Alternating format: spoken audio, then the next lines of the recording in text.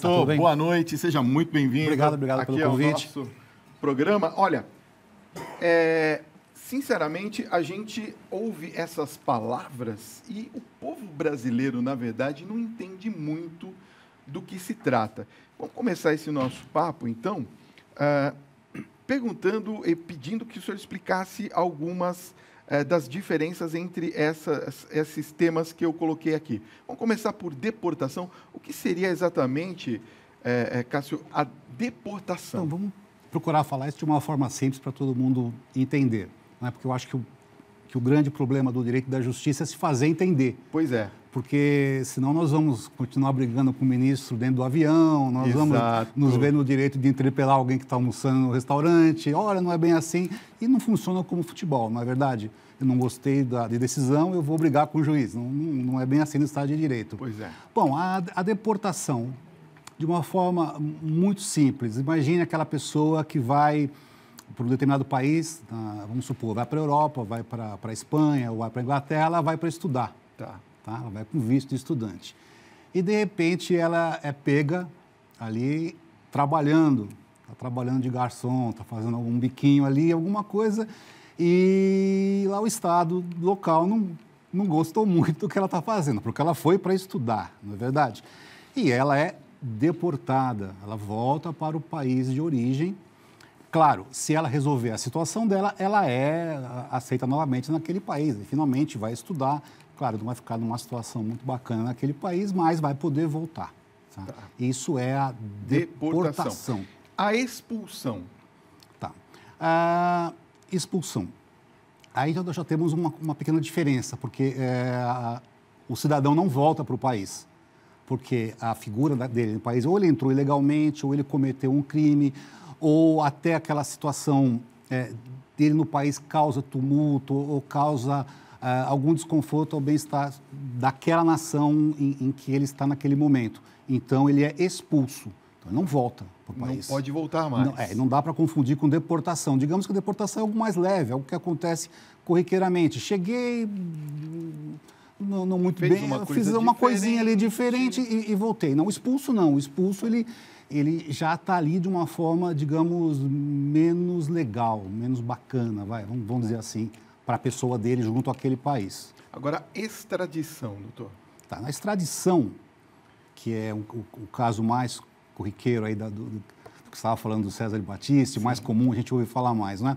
Há um requerimento do país de origem, porque ou se tem um processo ou se tem uma condenação, e esse país ele está requerendo aquele cidadão para que ele seja processado ou até mesmo que ele cumpra a pena. Então, há tratativas, acordos de extradição entre países, a maioria dos países, digamos, democráticos, estabelece esses acordos e que esse cidadão ele vai lá para o país de origem deles, ou ser condenado, ou ser processado, enfim, vai exercer o direito de defesa. Evidente que aqui vai ser verificado a competência do Supremo Tribunal Federal, no sentido de que se atenda os limites da legislação brasileira. Não vai haver pena cruel, ou ele não vai ficar mais do que 30 anos preso, como é o limite aqui. Enfim, que haja essa harmonização, digamos, com o direito pátrio. Tá. Daqui a pouquinho nós vamos entrar, inclusive, no caso do César Battisti. Mas eu queria ter mais um aqui, é o banimento. Quando que é o caso de banimento? O banimento ele é proibido no país, pela Constituição. O banimento foi banido daquele país, não entra nunca.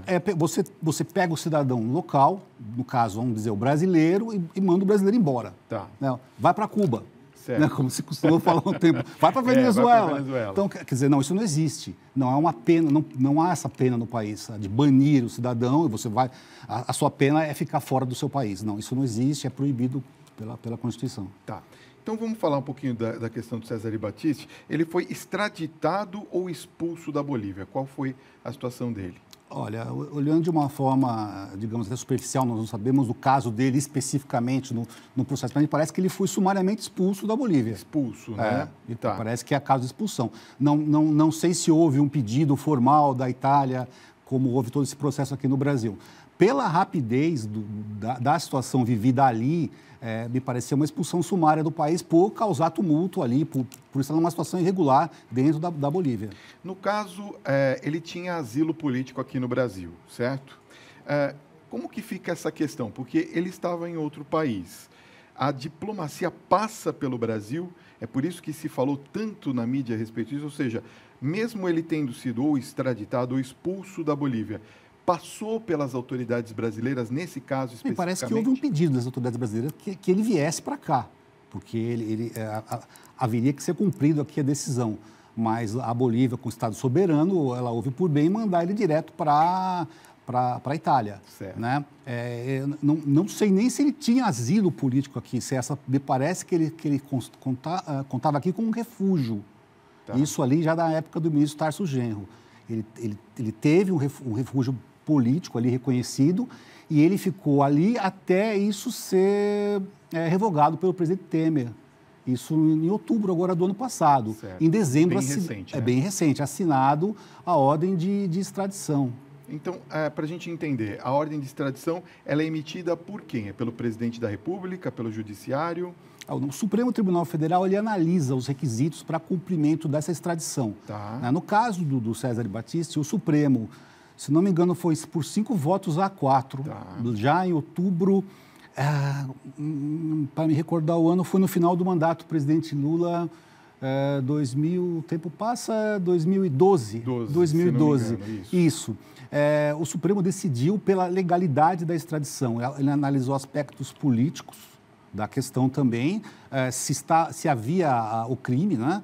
E se a questão de perseguição, aquela coisa toda que foi levantada pela defesa, se isso era digamos, real, não é? E o Supremo entendeu por bem, foram 5 votos a 4 em que ele poderia estar em condições de ser extraditado. Agora, a extradição em si, aí não é uma novidade, a doutrina e a jurisprudência recente do Supremo, ela entende que da legalidade, que o presidente da República tem a autoridade final de tocar para frente, né, de autorizar a extradição. Então, é o presidente. Agora, se a decisão do Supremo fosse no sentido de que, não, ele vai ficar aqui, o presidente da República não teria essa discricionariedade de mandar, por exemplo. Entendi. Tá?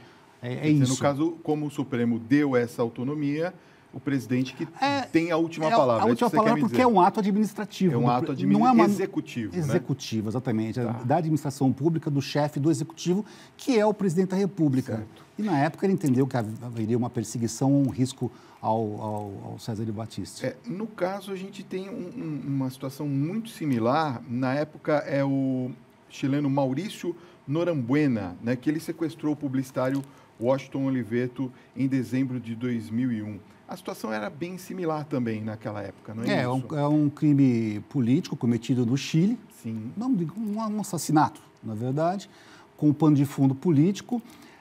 Só que ele sequestrou. O crime hediondo, hoje em dia, né? Sim. Ele sequestrou Washington Oliveto e o Supremo entendeu pela extradição e também, na época, o presidente Lula determinou o cumprimento da pena aqui no Brasil. E ele está preso, se não me engano, até hoje, por esse sequestro. Não é? Também então, isso é possível, quer dizer, manter ele preso aqui, porque ele foi condenado também aqui. Sim, essa é a situação. O próprio César Battisti ficou preso por muito tempo. Na aqui Papuda, também? ficou preso. Na Papuda. Ele ficou preso, mesmo quando ele foi concedido esse abrigo, essa proteção aqui no Brasil, e ele saiu em questão de 2011, posso estar um pouquinho enganado em relação a datas, mas ele ficou bastante tempo preso aqui, porque assim que ele chegou ao país, pouco tempo depois ele foi preso. Bom, vamos falar um pouquinho também sobre a questão do asilo político, já que estamos nesse papo, pode ser? Pode ser, claro. Daqui a pouquinho. Doutor, vamos falar um pouquinho sobre a questão do asilo político. O que seria exatamente o asilo político para que as pessoas que estão nos acompanhando agora possam entender? O asilo político é você dar abrigo, o Estado dá abrigo àquele cidadão que se vê perseguido por motivos religiosos, por motivos políticos ou por pertencer a determinado grupo social.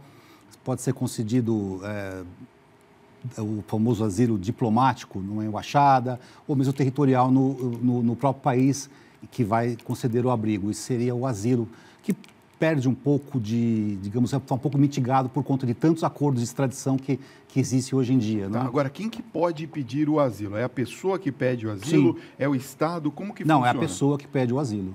Pede o asilo para o para país. o país que vai conceder o asilo. Inclusive, isso está na Declaração dos Direitos do Homem da ONU, né, dos Direitos Humanos, esse direito de pedir asilo quando você se sente perseguido por determinado Estado o qual você pertence. Posso dar um exemplo? Vamos Claro. supor, nós estamos na Itália, um exemplo.